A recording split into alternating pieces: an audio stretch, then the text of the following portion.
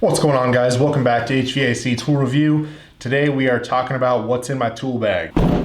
So here's one of the tool bags I carry on my truck. You guys saw this one in the video, 10 tools under $30 that I recommend purchasing. I had a few people message me, ask what I carry in it, what tool bag it was. So here it is. It is the Veto Pro Pack MC. I used to run a bunch of other tool bags. That'll be for another video as well, but I've carried a lot of different tool bags from big box names, backpacks from a couple different manufacturers. The Veto bags really are the best, just from the overall durability and the design of the pockets. As a maintenance tech or a service technician or doing any type of HVAC work, they're just kind of designed overall better for someone in that line of work. I can't recommend Veto enough. They are pricey. The way I looked at it was I was buying the other tool bag and it would last me about a year, and it was about 50 bucks. So I was buying one of those every 8 to 12 months. So the durability just wasn't there. Figured I'd bite the bullet and pick one of these up. They've got a 5-year warranty. I've had one of my bags for well over 5 years now. The only thing that's broken on it is the clip on the shoulder strap. I'm not sponsored by Veto. I'm not sponsored by anyone to say anything about any of their tools. These are just my thoughts. If you're in the market for a tool bag, check one of these out. I'll have it linked down in the description.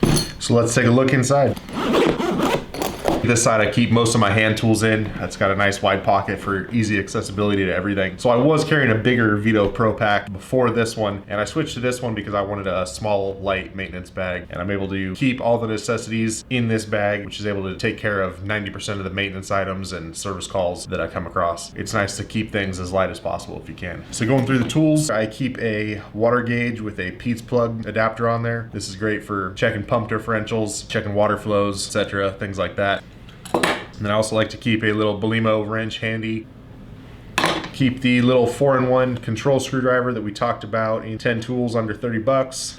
Then I like to keep these Yellow Jacket stubby gauges in my bag. Keeping a set of stubby gauges with the low loss fittings on there in my service bag makes it easy to do a lot of troubleshooting. For me, it's just easy use. I don't want to be lugging around a whole manifold set. These just fit perfectly in those pockets. I've got the 90-degree low loss fittings on them from Yellow Jacket as well. These are the glycerin filled gauges. That's just my preference. I put the 90s on there just because it makes it, I feel like you're able to get this gauge into a lot more places with being able to just alter the configuration versus a straight gauge. It really limits you to how you can place it on the ports. So on all my stubby gauges, I'm always running a 90-degree fitting. For me, that's what works. Carry a set of insulated screwdrivers, one slotted, one Phillips. It's not often that you need an insulated screwdriver, but it's always nice to have one when you find yourself in that situation. I also carry a set of the small precision WIAs as well, one slotted, one Phillips. Carry a set of Milwaukee needle nose, a set of wire strippers, a set of wire cutters. Inspection mirror, we talked about in the past videos with the magnetic grabber. Pocket thermometer, I usually have one in the shirt pocket. Also keep a spare in the bag just in case. Like I've mentioned before, I'm notorious for losing these things. Keep channel locks, a spare blade, 6-inch crescent, 8-inch crescent. This little Milwaukee crescent's been great. It's an 8-inch crescent, but it goes much wider than the majority of the other 8-inch crescents that I've used before. Refrigeration service wrench. Fuse puller, and then last but not least is that little tool pouch that I keep the full 1/4-inch drive, metric and standard socket set in.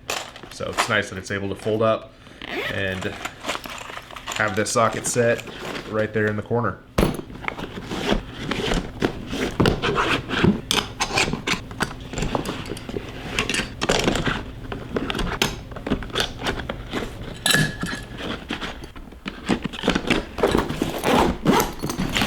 In the other side, most of the bigger tools, so I carry a Milwaukee stick light.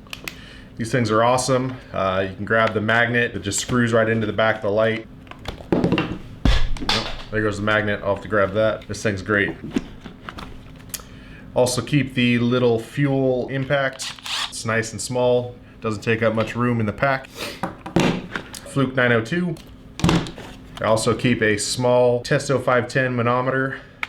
I like this one for my service bag because it is a small footprint. I can throw it in here, it doesn't take up any room at all. Also keep a little piece of vinyl hose with the fittings for taking gas readings with the manometer, a pipe clamp thermocouple, and a touch probe thermocouple. And that's all I've got in this bag. I also keep a lock for a lockout kit on the side of the bag. That way I've always got a lockout with me.